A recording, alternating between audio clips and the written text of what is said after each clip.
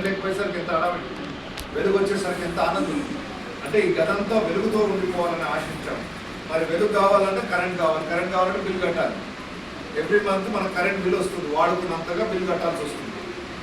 మరి ఉదయం నుండి సాయంకాలం వరకు సూర్యుడిని దేవుడు ఇచ్చి వెలుగునిస్తున్నాడు, దానికి కూడా బిల్ వేసాడు అనుకోండి. ప్రతి యూనిట్కి 4 రూపాయలు చొప్పున. ఉదయం 6 గంటల నుండి సాయంకాలం 6 గంటల వరకు సూర్యుడి వెలుగు మనకు ప్రకాశిస్తుంది కదా.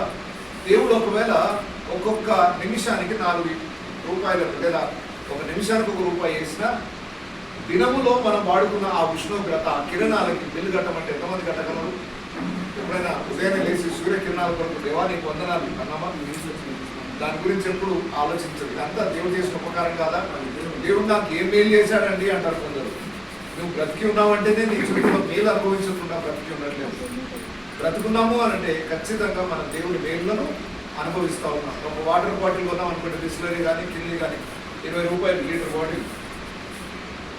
దేవుడు సంవత్సరాల తరబడి వర్షాన్ని ఇస్తున్నాడు, నదులను ఇచ్చాడు, భూమి కింద భూజల భూమిలో ఉన్న నీళ్ళని దేవుడు మనకు బోర్ ద్వారా అందజేస్తున్నాడు.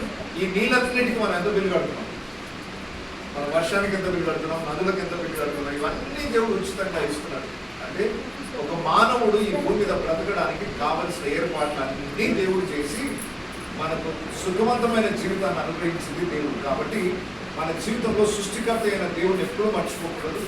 అనుక్షణము ఆయనని స్తుతించినా చాలదు, నిత్యము దేవునికి కృతజ్ఞులమై ఉండాలి. ఈరోజు గృహాన్ని ఇచ్చాడు, దానికి సంతోషం. కొంతమందికి గృహాలు లేవు, అయినా సంతోషం. దేవుడు బ్రతికించాడు, మనని సజీవ లెక్కలో ఉన్నాం.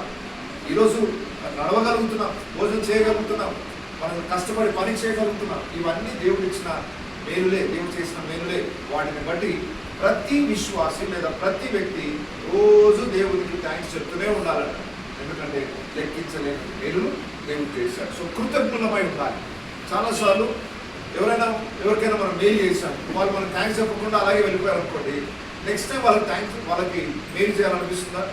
అసలు ఇంత కష్టపడి ఇంత ఉపకారం చేస్తే కనీసం థ్యాంక్స్ కూడా చెప్పకుండా వెళ్ళిపోయారు అని అనుకున్నప్పుడు మనకి ఎంత బాధ వేస్తుందో, కృతజ్ఞత లేని వాళ్ళని చూస్తే. మరి సృష్టికర్త అయిన దేవుణ్ణి ఈరోజు చాలా మంది మర్చిపోయారు. అసలు దేవుడే లేడనే వాళ్ళు మొదలైపోయారు. అన్నీ అనుభవిస్తూ దేవుడు లేడనే వాదనలు దిగేశాడు మనిషి. ఎంత ద్రోహకార్యం ఇది! దేవుని ఎంత దేవుని కృతజ్ఞత లేని వారిగా ప్రవర్తిస్తూ ఆయన గాయపరుస్తున్నారు. సో ఈరోజు అలాంటి పరిస్థితులు మనం ఉండదు. రోజు ఉదయం లేచిన వెంటనే దేవుని స్తుతించాలి, పడుకునే ముందు దేవుని స్తుతించాలి. అనుక్షణము మనం జ్ఞాపకం చేసుకున్నప్పుడల్లా, ప్రతి మేలును జ్ఞాపకం చేసుకున్నప్పుడల్లా దేవానికి వందనాలు అంటూ దేవునికి థ్యాంక్స్ చెప్పడం అలవాటు చేసుకోవాలి.